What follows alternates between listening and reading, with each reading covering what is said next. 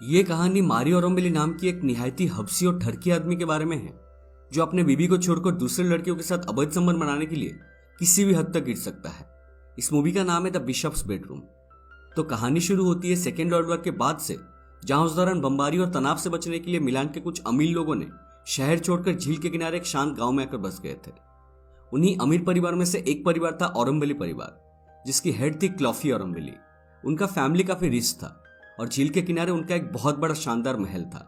क्लॉफी के पति का नाम था मैरियो ओरम्बेली, जो कि एक रिटायर्ड आर्मी मैन था। वो एक बहुत ही आयाश और लड़कीबाज किस्म का इंसान था, जिसके पास आवारागर्दी करने के अलावा और कोई काम नहीं था। क्योंकि क्लॉफी उसके बारे में सब कुछ जानती थी, इसलिए वो उसके ऊपर काफी कड़ी नजर रखती थी।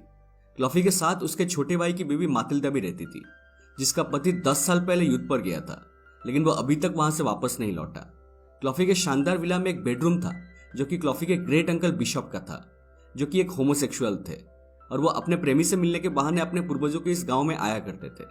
लेकिन यहाँ पर झील में डूबने के कारण उनकी मौत हो गई थी और गांव वालों के मुताबिक उनके होमोसेक्सुअल होने का राज उनके घर वालों को पता चल गया था। इसीलिए उन्होंने उनको पानी में डुबाकर मार डाला। क्योंकि इस बात को 50 साल बीत चुके हैं, इसलिए इस बात का कोई सबूत नहीं था कि उनकी हत्या हुई थी। मैरियो अपने आर्मी रिटायरमेंट के बाद काफी बोर हो रहा होता है और अपने पत्नी क्लॉफी के पैसों पर ऐश करता है। वो अब भी अपनी पहली वाली जिंदगी जैसी एक रंगीन जिंदगी जीना चाहता है, जब उसके कई लड़कियों के साथ संबंध हुआ करते थे। आगे हमें पता चलता है कि मैरियो अपने सिस्टर इन लॉ माटिल्डा को मन ही मन पसंद करता है और उसके साथ अवैध संबंध बनाने के लिए कुछ भी कर सकता है, लेकिन अपनी पत्नी के डर के कारण वो ऐसा नहीं कर सकता। दरअसल मैरियो पैसों के लिए अभी भी अपने बीवी क्लॉफी पर निर्भर है, इसलिए क्लॉफी उसे दबा कर रखती है और उसके सामने वो एक भीगी बिल्ली है। एक दिन मैरियो की मुलाकात मार्को नाम के एक आदमी से होती है, जो कि लगभग मातिल्डा की उम्र का होगा। दरअसल मार्को भी मारियो की तरह एक आवारा था। अपने बोट में झील में इधर उधर घूमने और अपने दोस्तों के साथ मस्ती करने के अलावा उसका भी कोई खास काम नहीं था। वो इसी बोट पर ही रहता था। क्योंकि मार्को और मारियो की नेचर एकदम सेम थी, इसलिए उन दोनों की अच्छी दोस्ती हो जाती है। जिसके बाद मैरियो मार्को को अपने घर डिनर करने के लिए इन्वाइट करता है, जिस पर मार्को तुरंत मान जाता है। डिनर टेबल पर मैरियो, मार्को, माटिल्डा, क्लॉफी बैठकर डिनर कर रहे होते हैं। मार्को को ये समझने में बिल्कुल देर नहीं लगती कि घर में मारियो की कोई औकात नहीं है और यहाँ पर सिर्फ उसकी बीवी क्लॉफी की चलती है। इसके बाद डिनर टेबल पर माटिल्डा के पति एंजेलो के बारे में बातें होती है, जो कि 10 साल से लड़ाई से नहीं लौटा है।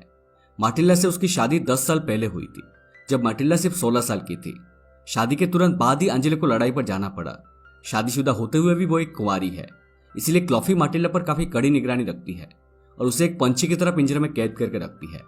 माटिल्डा की यह हालत मार्को से देखी नहीं जा रही थी और वो माटिल्डा को यहाँ से भगाकर कहीं दूर ले जाना चाहता था, जहां पर वो उसे खूब सारा प्यार दे सके। माटिल्डा एक खूबसूरत लड़की थी और पहली नजर में ही मार्को उसके प्रति आकर्षित हो गया था। डिनर के बाद मैरियो मार्को को वहीं पर रात गुजारने के लिए रिक्वेस्ट करता है और वही कमरा लगवाता है जिसमें क्लॉफी के अंकल बिशप रहा करते थे। उस कमरे से मार्को को माटिल्डा का कमरा साफ नजर आ रहा होता है, जहां रात को वो माटिल्डा को मास्टरबेट करते हुए देखकर उसके प्रति उसकी चाहत और भी बढ़ जाती है। लेकिन अगली सुबह उसे ना चाहते हुए भी वहां से जाना पड़ता है। मार्को अपने बोट से वहां से निकल रहा होता है, तब मैरियो उसके साथ झील घूमने का बात करता है, इसलिए मार्को उसे अपने साथ बोट में ले जाने के लिए राजी हो जाता है। दोनों झील में काफी देर घूमने के बाद मार्को मारियो को अपनी गर्लफ्रेंड के घर ले जाता है, जहां पर उसकी एक सहेली भी होती है, जिस पर मारियो कई बार अपना किस्मत आजमाता है। जिसके बाद वो सब बोट पे नंगा पुंगा होकर खूब एंजॉय करते हैं। सेना छोड़ने के इतने सालों के बाद मैरियो के लाइफ में ऐसा एडवेंचर पहली बार आया था और वो अपने पुराने दिन को याद करते हुए इमोशनल हो जाता है। एक शाम मार्को कुछ सामान लेने के लिए शहर जाता है और अगली सुबह वापस आकर देखता है कि मैरियो उसके ही गर्लफ्रेंड के साथ एक ही बेड पर लेटा है। और पूछने पर मार्को की गर्लफ्रेंड बोलती है कि कल रात को मारियो अकेले सो नहीं पा रहा था, क्योंकि उसको काफी डरावने सपने आ रहे थे, इसलिए उसने मैरियो को अपने साथ सोने दिया। यहाँ मार्को क्लियरली समझ जाता है कि मैरियो कितना चालाक और ठरकी आदमी है, जो अपने शरीर की भूख को मिटाने के लिए किसी के भी पीठ पर छुरा भोंक सकता है, चाहे वो उसका दोस्त ही क्यों ना हो। लेकिन इस बात का मार्को पर ज्यादा प्रभाव नहीं पड़ता है, क्योंकि वो भी अपने गर्लफ्रेंड के प्रति सीरियस नहीं था। मैरियो मार्को के साथ कुछ दिन बोट पे बिताने के बाद अपने विला वापस आता है। वो अपने पत्नी क्लॉफी को बिना बताए ही मार्को के साथ झील घूमने गया था और वापस आके वो अपने पत्नी का सामना नहीं करना चाहता था। लेकिन वो विला से कुछ दूर बाइनोकुलर से देखता है कि विला में क्लॉफी का कजिन अपने 2 जवान बेटियों के साथ आया हुआ है। मार्को को अपने ठरक साधने के लिए जैसे मानो 2 और शिकार मिल गए थे, इसलिए वो बिना देरी करे सीधा घर वापस लौटता है। वहां पर मैरियो क्लॉफी की कजिन के दोनों बेटियों को बोट दिखाने के बहाने बाहर ले जाता है, जहां पर वो उन दोनों के साथ अपना ठरकी हरकत करना शुरू करता है। तभी अचानक वहां पर उनके पिता आ जाते हैं और मारियो की हरकत को देख लेते हैं। अपनी बेटियों के साथ ऐसा होते हुए देखकर क्लॉफी का कजिन मारियो को काफी गालियां देते हैं और अपनी दोनों बेटियों को वहां से लेकर चले जाते हैं। उसी टाइम मार्को भी वहां पर मौजूद था और मैरियो की सब घटिया हरकत करते हुए देख रहा था। तभी उनके घर की माली मार्को को बताता है कि मैरियो बहुत ज्यादा गिरा हुआ और एक नंबर का ठरकी आदमी है, जो कि कभी कभी उसके भी बेटी के साथ गलत हरकत करने की कोशिश करता रहता है। लेकिन वो मैरियो को धमकी दिया है कि अगर उसने कभी भी उसकी बेटी पर बुरी नजर डाला तो वो उसी पेड़ चाटने वाली कैंची से उसका गोटियां काट देगा। वो भी मार्को के सामने मारियो को काफी टॉन्ट मारता है, जो कि मैरियो की पत्नी क्लॉफी भी सुन रही थी। लेकिन वो माली को बिल्कुल भी नहीं रोकती, क्योंकि वो अपने पति के हरकत से अच्छी तरह से वाकिफ थी। यहाँ हम व्यूअर्स जान पाते हैं कि मैरियो को घर में किस नजर से देखा जाता है, जहां उसके पत्नी के साथ साथ घर के माली भी उसकी इज्जत नहीं करते थे। उस दिन मैरियो काफी बेइज्जत होने के बाद रात को मार्को से मिलने जाता है और उसे बताता है कि वो और मातिल्दा एक दूसरे से बहुत प्यार करते हैं, लेकिन उसकी पत्नी क्लॉफी के कारण उनका मिलन नहीं हो पाता है। और क्योंकि वो मातिल्दा के साथ कुछ अच्छे पल बिताना चाहता है, इसलिए वो मार्को से रिक्वेस्ट करता है कि वो मातिल्दा को उनके साथ बोट पे आने दे, और मार्को को भी अपने गर्लफ्रेंड को बोट पे बुलाने के लिए फोर्स करता है, क्योंकि उसके आने से मातिल्दा को कंपनी मिल जाएगी। दोस्तों, मैरियो ऐसा इसीलिए करता है क्योंकि उसे पता था कि मातिल्दा धीरे धीरे मार्को को पसंद करने लगी है, और इसीलिए वो उनकी प्यार की झूठी कहानी मार्को को सुनाता है, ताकि उनके बीच कुछ शुरू होने से पहले ही सब कुछ खत्म हो जाए। वो मार्को को अपने गर्लफ्रेंड को साथ लाने के लिए इसीलिए कहता है ताकि वो मातिल्दा को दिखाना चाहता था कि मार्को की पहले से एक गर्लफ्रेंड है। इधर मातिल्दा के 10 साल से लापता पति को ऑफिशियली मृत घोषित कर दिया जाता है। अगले दिन हम मैरियो और मातिल्दा मार्को और उसके गर्लफ्रेंड को बोट पर देखते हैं, जहां मैरियो मातिल्दा के साथ काफी मस्ती करता है। लेकिन हम मार्को और मातिल्दा के बीच आंखों ही आंखों में एक दूसरे के लिए प्यार भी देखते हैं, और बीच बीच में मौका मिलने पर दोनों मेकआउट भी करते हैं। इसके बाद मैरियो माटिल्डा और अपने लिए एक होटल में अलग अलग रूम बुक करता है, लेकिन असल में वो उस रात माटिल्डा के कमरे में ही बिताना चाहता था। इधर मार्को भी बोट पर अपनी गर्लफ्रेंड के साथ होता है, लेकिन उसको नींद नहीं आ रही होती है, इसलिए वो देर रात शहर की सड़कों में घूमने के लिए निकल जाता है, जहां पर घूमते घूमते उसकी नजर एक आदमी पर पड़ती है, जो कि उसे मारियो की तरह लगता है। और वह आदमी बड़ी तेजी से साइकिल पर कहीं जा रहा होता है, लेकिन मार्को इस बात पर ज्यादा ध्यान नहीं देता। अगले दिन एक रेस्टोरेंट में जब सब खाना खा रहे होते हैं, तभी एक पुलिस ऑफिसर आके मैरियो को एक बुरी खबर देते हैं कि उसकी पत्नी क्लॉफी की झील में डूबने के कारण मौत हो गई है। लेकिन दोस्तों, उन्हें देख के ऐसा प्रतीत हो रहा था कि उन्हें क्लॉफी के मरने की बिल्कुल भी दुख नहीं है। पुलिस काफी जोर शोर से क्लॉफी के केस की छानबीन में लग जाती है। तभी उनके हाथ एक लेटर लगता है, जो कि मैरियो ने खुद अपने पत्नी के लिए लिखा था, जिसमें मैरियो ने मातिल्डा से अपने प्यार का जिक्र किया था, और शायद इसी बात से डिप्रेस होकर क्लॉफी ने सुसाइड कर लिया, और पुलिस केस को एक सुसाइड घोषित करके बंद कर देती है। इसके कुछ दिन बाद मैरियो मातिल्डा से शादी कर लेता है, और इस तरह से 3 महीने बीत जाते हैं।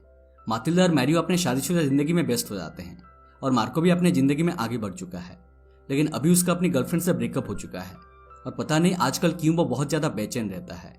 जिसके बाद एक दिन वो मातिल्डा और मैरियो से मिलने उनके घर जाता है, जहां पर उसे ये पता चलता है कि मातिल्डा और मैरियो के बीच रिलेशन कुछ ठीक नहीं चल रहा है, और मातिल्डा के प्रति मैरियो का एक्साइटमेंट मानो एकदम जैसे खत्म हो चुका है।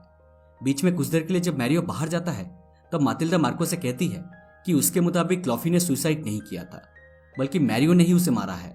इस पर मार्को कहता है कि उससे भी ऐसा ही लगता है, क्योंकि उस रात उसने एक आदमी को देखा था जिसकी कद काठी बिल्कुल मैरियो जैसी ही थी, और उसको साइकिल से कहीं तेजी में जाते हुए देखा था।